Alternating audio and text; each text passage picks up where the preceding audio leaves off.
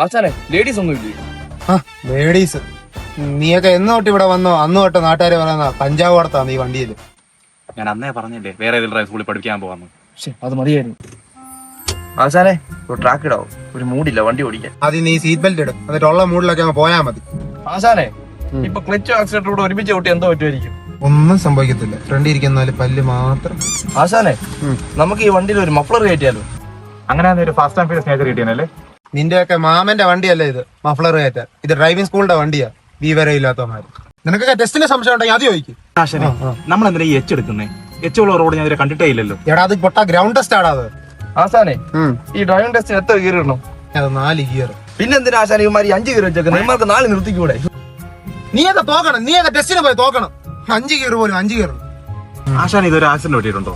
എന്റെ 20 വർഷത്തെ കരിയറിലെ അങ്ങനെ ഒരു സംഭവമേ നടന്നിട്ടില്ല.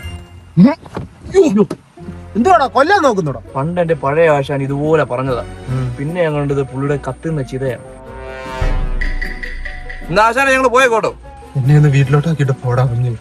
അങ്ങനെയാണെങ്കിൽ ട്രാക്ക് വേണം ആശാനെ, ഇല്ലാതെ പോകാൻ പറ്റത്തില്ല. നീ എന്ത് കോപ്പ് വേണേലും ഇറാ. അപ്പൊ പോയേക്കാശാനെ.